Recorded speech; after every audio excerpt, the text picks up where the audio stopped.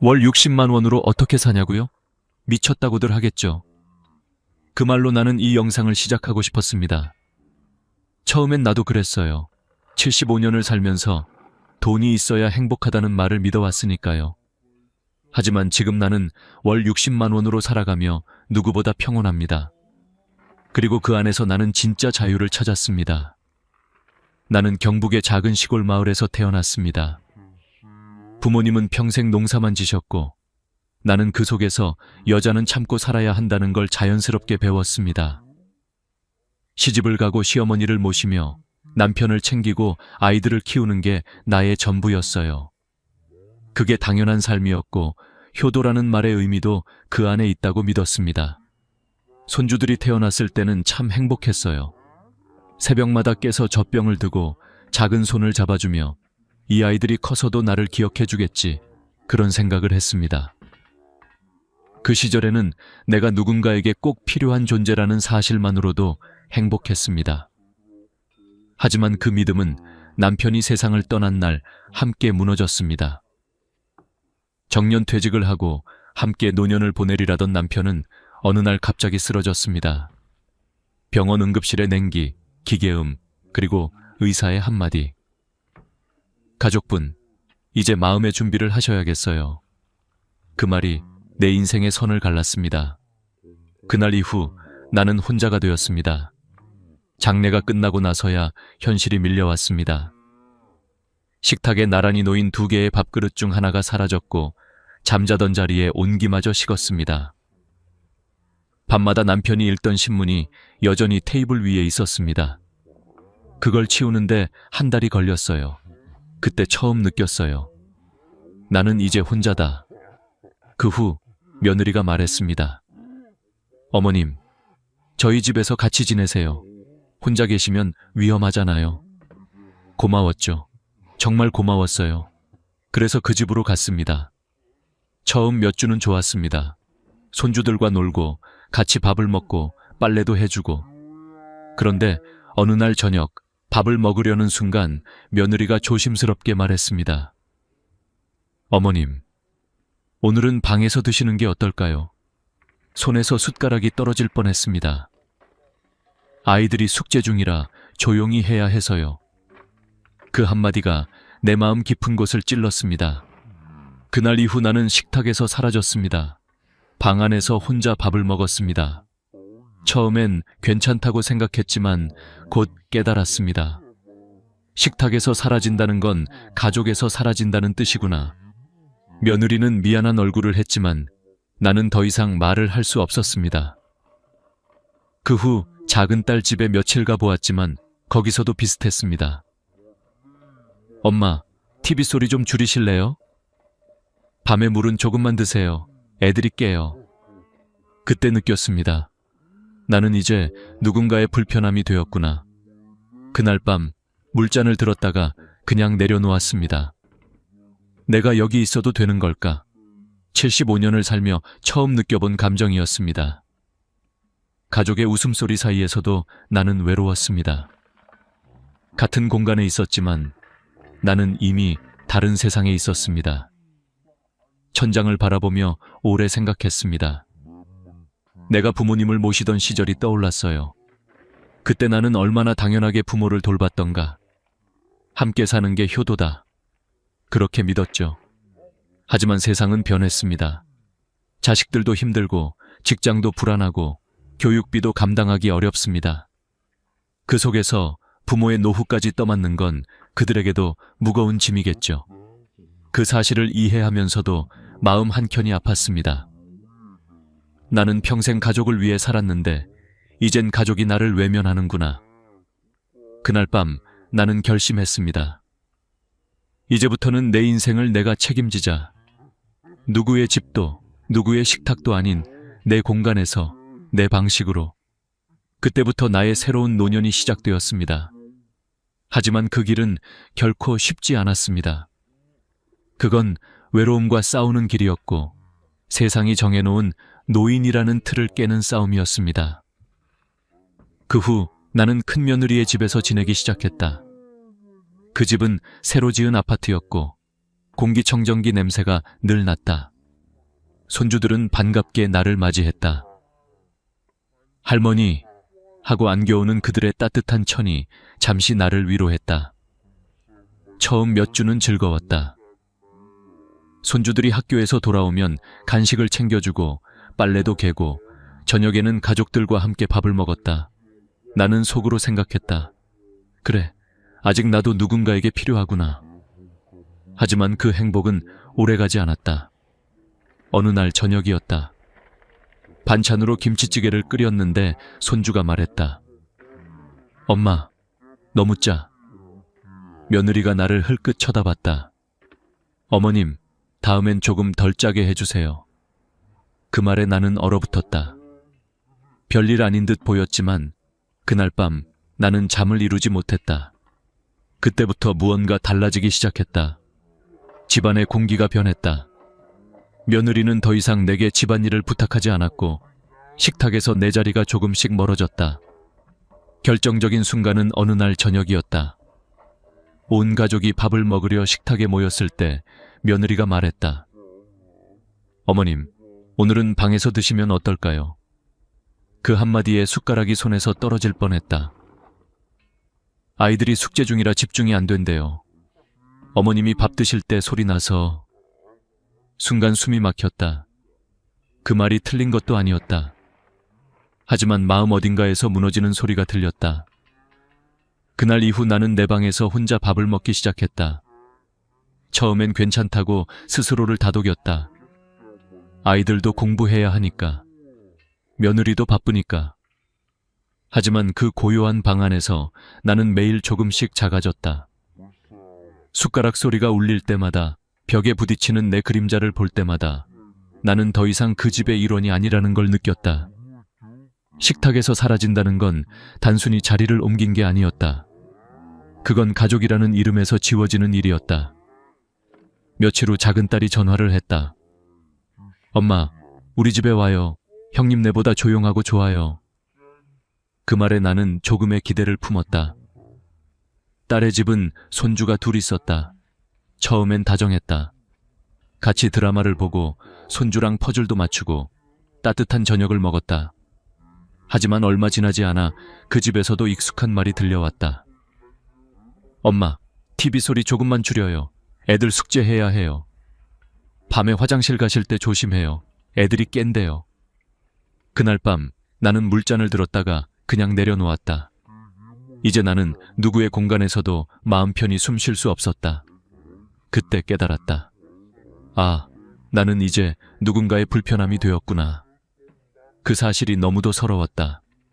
내가 평생을 가족을 위해 살아왔는데 이제는 가족의 일상에서 내가 조심스러운 존재가 되었다.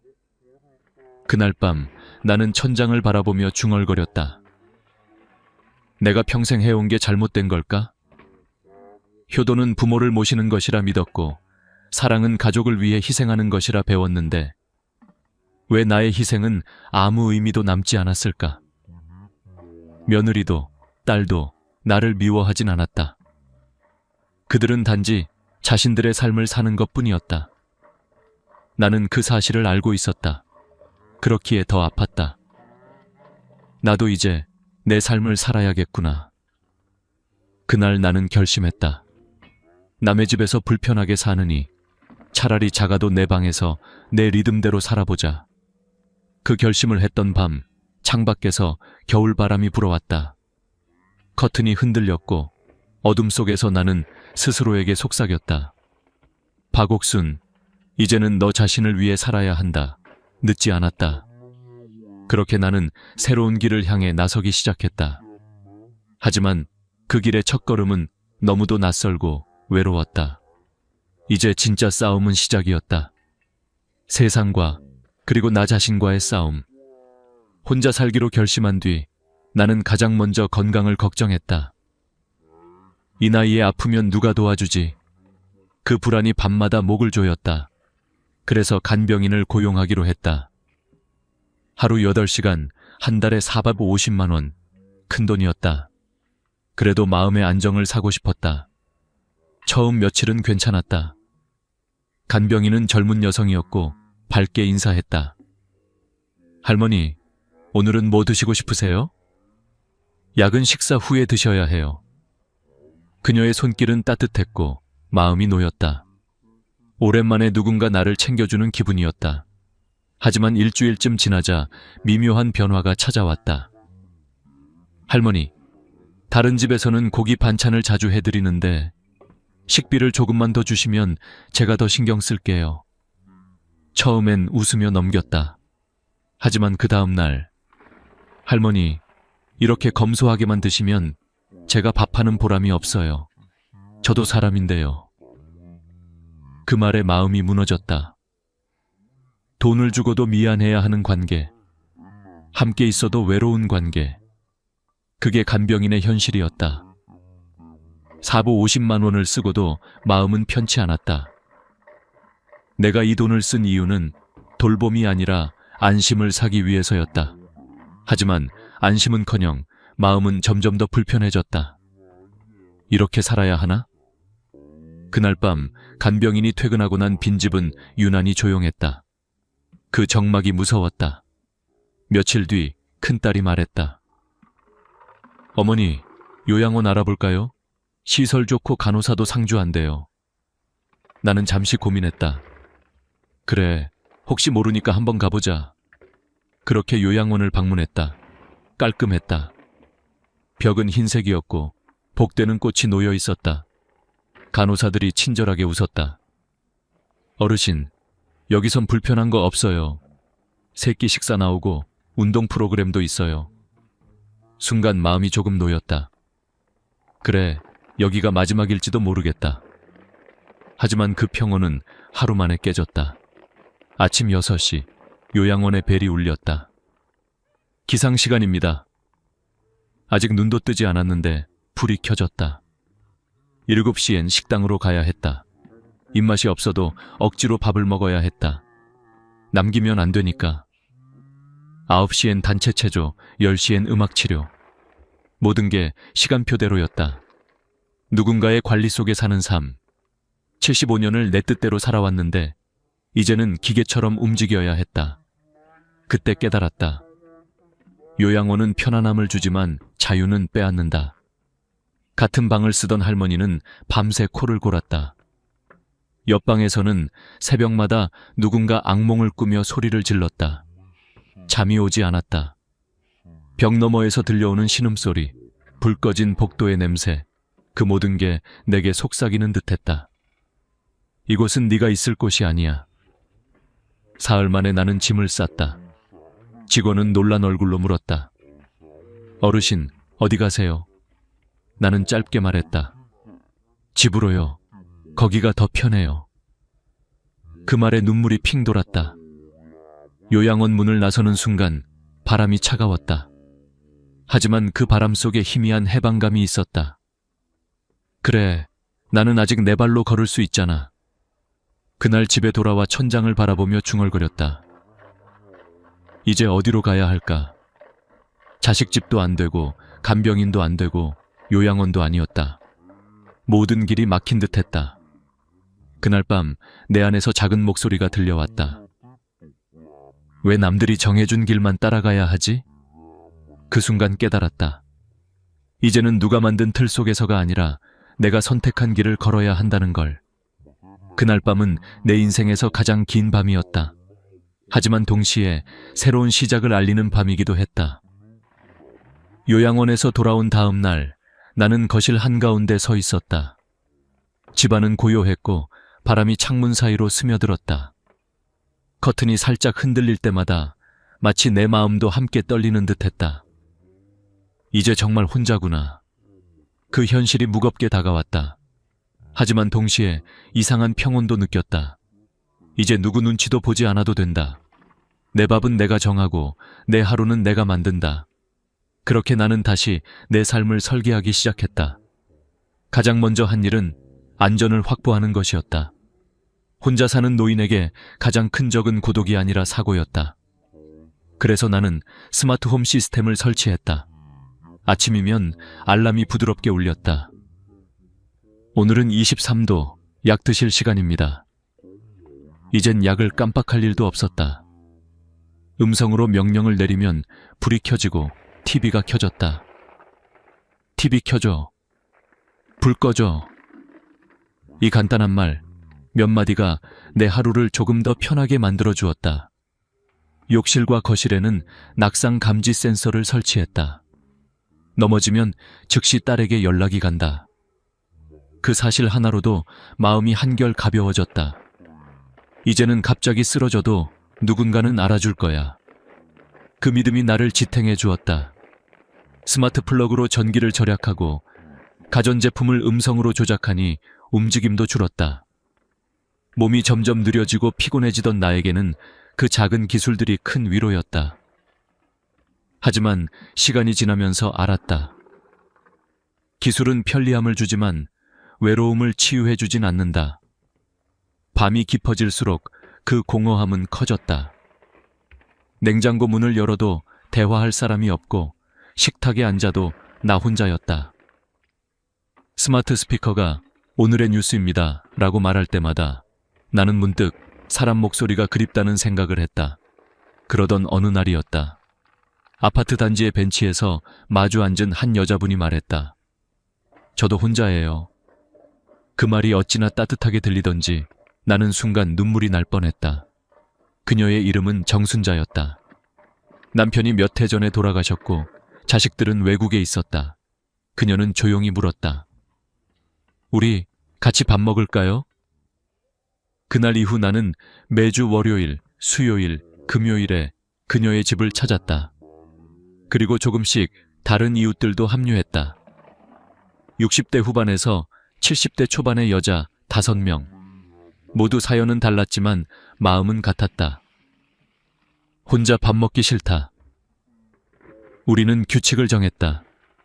월요일엔 내가 밥을 하고 수요일엔 순자 씨가, 금요일엔 영희 씨가. 반찬은 각자 집에서 조금씩 가져왔다. 누군가는 김치를, 누군가는 나물을, 누군가는 국을. 그렇게 식탁은 다시 따뜻해졌다. 이 된장국 맛있네. 그 한마디에 웃음이 터졌고 누군가는 오래 참았던 눈물을 훔쳤다. 그 순간 깨달았다. 밥을 함께 먹는다는 건 마음을 나눈다는 것이다. 이후 우리는 병원도 함께 갔다. 누군가 진료 예약이 있으면 다 같이 따라갔다. 의사 앞에서도 혼자보다 함께일 때 질문도 이해도 훨씬 쉬웠다. 선생님, 약은 식사 전에 먹나요? 누군가 물으면 모두가 함께 들었다. 그 덕분에 약을 잘못 먹는 일도 줄었다. 무엇보다 큰 변화는 아침 인사였다. 매일 아침 10시 전에 5명이 단톡방에 인사를 올렸다. 좋은 아침입니다. 만약 누군가가 인사를 하지 않으면 바로 전화했다. 언니, 괜찮아요. 어제는 좀 피곤해 보이더라. 그 사소한 안부가 생명을 지켜주는 끈이 되었다. 그렇게 하루하루가 달라졌다. 내 삶의 리듬이 다시 생겼다. 혼자였을 땐 시간이 흘러가는 게 무의미했는데 이제는 아침을 기다리고 점심을 함께하고 저녁을 이야기하며 보냈다. 나는 점점 깨달았다. 함께 사는 삶은 돈보다 더 큰 재산이다. 그건 보호나 간섭이 아니라 서로의 존재를 인정하는 관계였다. 그날 밤 나는 오랜만에 일기를 썼다. 오늘은 혼자가 아니었다. 그 한 줄을 쓰며 눈물이 났다. 행복이란 게 거창한 게 아니었다. 누군가 내 이름을 불러주는 것, 그리고 그 목소리를 들으며 밥을 먹는 것. 그게 전부였다. 우리의 모임은 점점 커졌다. 처음엔 단지 같이 밥 먹는 모임이었지만 어느새 삶의 중심이 되었다. 이름도 정했다. 해바라기 모임. 서로를 향해, 그리고 햇살을 향해 고개를 드는 해바라기처럼 살고 싶었기 때문이다. 우리는 규칙을 더 만들었다. 첫째, 누구도 혼자 두지 않는다. 둘째, 도움이 필요한 사람은 먼저 말한다. 셋째, 웃을 일 하나씩 만들자. 이 3가지 약속이 우리 5명의 버팀목이 되었다. 매주 한 번은 산책을 나갔다. 봄에는 벚꽃길을 걸었고 여름엔 계곡 근처에서 도시락을 먹었다. 가을이면 단풍 아래서 사진을 찍고 겨울엔 서로의 집을 오가며 김장을 했다. 나이 들면 몸이 느려지지만 마음은 더 가까워지네. 그 말에 다 같이 웃었다. 그리고 우리는 각자의 재능을 나누기 시작했다. 정순자 씨는 손재주가 좋았다. 헌천으로 손가방과 컵받침을 만들어냈다. 이거 팔면 돈도 되겠다. 누군가 농담처럼 말하자 정말 팔기 시작했다. 처음엔 동네 사람 몇 명이 사갔지만 입소문이 나면서 온라인 판매까지 하게 됐다. 진짜로 팔렸어요. 3개나요. 그날 우리 5명은 박수를 치며 서로를 안았다. 영희 씨는 요리를 잘했다. 그래서 경로당에서 요리 수업을 열었다. 된장찌개는 끓이는 게 아니라 익히는 거예요. 마음을 넣어야 맛이 나요. 그 수업은 인기가 많았다. 젊은 주부들까지 찾아왔다. 할머니, 요리 레시피 좀 알려주세요. 그 모습을 보며 나는 생각했다. 우리에게도 여전히 세상은 배울 게 있는 존재구나. 나는 이야기꾼이 되었다. 아이들에게 옛날 이야기를 들려주는 수업을 열었다. 전단지에는 이렇게 썼다. 할머니가 들려주는 따뜻한 이야기 한 조각. 처음엔 손주 친구 둘이 왔다. 그런데 한 달 뒤엔 5명, 2달 뒤엔 10명이 되었다. 아이들이 내 이야기에 집중할 때면 내 안의 젊은 시절이 깨어나는 듯했다. 옛날엔 말이야, 달빛이 지금보다 훨씬 밝았단다. 그 말을 하며 나도 모르게 웃었다. 그 후 한 아이의 어머니가 내게 말했다. 우리 아이가 요즘 TV를 안 봐요. 할머니 이야기 기다린다고요. 그 말에 나는 눈물이 났다. 아직도 누군가에게 필요한 사람이구나. 유튜브를 시작한 건 손녀의 제안이었다. 할머니, 영상으로 이야기 올려봐요. 할머니의 노후 일기 같은 거요. 처음엔 두려웠다. 화면 앞에서 말하는 게 어색했다. 하지만 괜찮아요, 할머니. 그냥 저한테 이야기하듯이 하면 돼요. 그 말에 용기를 냈다. 첫 영상 제목은 월 60만 원으로 사는 법이었다. 영상은 흔들렸고 소리도 작았다. 그런데 댓글이 달렸다. 할머니, 용기 주셔서 감사합니다. 저도 혼자 살지만 힘이 났어요. 그날 밤 나는 눈물로 댓글을 읽었다. 3달 후 구독자가 1000명을 넘었다. 이게 진짜 가능하네요. 광고 수익도 생겼다. 한 달에 10만 원에서 15만 원. 많은 돈은 아니었지만 내 인생에서 처음으로 스스로 번 돈이었다. 내 나이에도 시작할 수 있다는 자신감이 생겼다. 우리는 수입을 함께 나누기로 했다. 누군가 강의를 하면 그 수입의 일부를 공동기금으로 넣었다. 그 돈으로 생일 선물도 사고 아플 때 약값도 보탰다.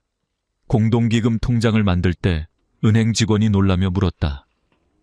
5분이 공동명의요? 이유가 있으신가요? 순자 씨가 웃으며 말했다. 우리의 보험이에요. 외로움에 대한. 이젠 계산해보면 생활비는 혼자 살 때보다 절반으로 줄었다. 식비 25만 원, 공과금 7만 원, 생필품 5만 원, 여가비 10만 원, 총 47만 원. 그 대신 얻은 건 돈으로 살 수 없는 것들이었다. 따뜻한 밥상, 서로의 안부, 웃음, 그리고 삶의 의미. 의사도 놀랐다. 박옥순 할머니, 혈압이 많이 안정됐네요. 약을 줄여도 되겠어요. 나는 웃으며 대답했다. 그냥 덜 외로워졌어요, 선생님. 그날 밤 우리 5명은 둥근 식탁에 둘러앉아 말했다. 우리 정말 잘하고 있는 거죠? 누군가 대답했다. 응, 지금이 진짜 인생이야. 그리고 모두가 고개를 끄덕였다. 어느덧 우리 해바라기 모임이 생긴 지도 1년이 넘었다. 처음엔 단지 외로움을 달래려 시작한 모임이었지만 이제는 인생의 2번째 봄처럼 느껴진다. 우리는 나이 듦을 두려워하지 않게 되었고 혼자라는 사실이 더 이상 슬픔이 아니라 선택이 되었다. 하루의 시작은 여전히 단톡방 인사로 열린다. 좋은 아침이에요. 오늘도 건강합시다.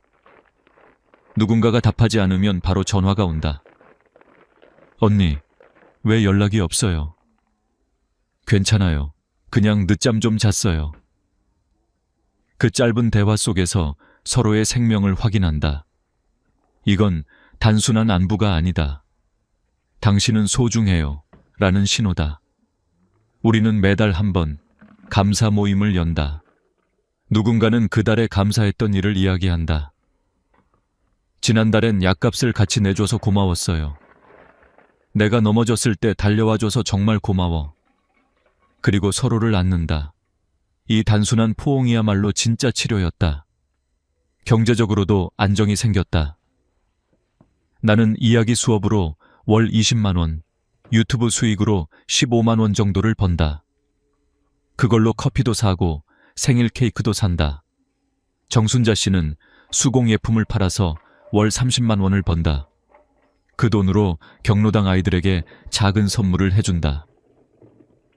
우리 나이에도 누군가를 도울 수 있다는 게 참 좋아요. 그 말에 모두가 고개를 끄덕였다.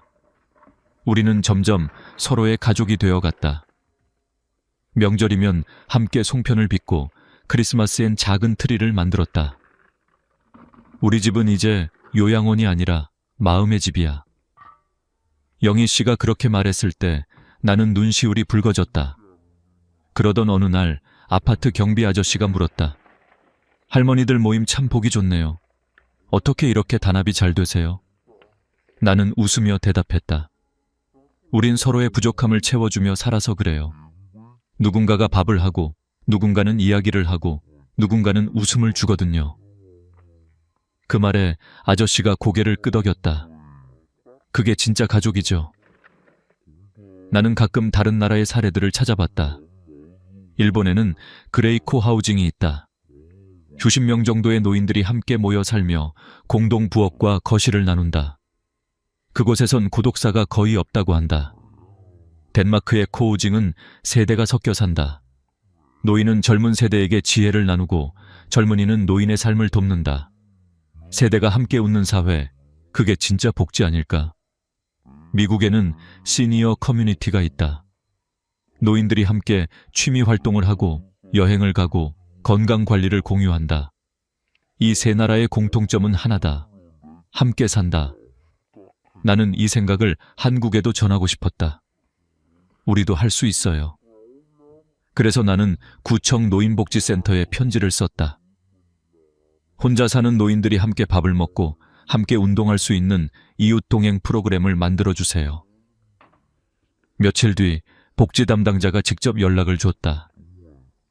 좋은 제안이네요. 작은 모임부터 시작해 볼게요. 그날 나는 하늘을 올려다봤다. 아, 정말로 변할 수 있겠구나. 우리의 작은 모임이 이제는 마을의 모델이 되었다. 젊은 세대가 찾아와 물었다. 저희 부모님도 이런 모임에 참여할 수 있을까요?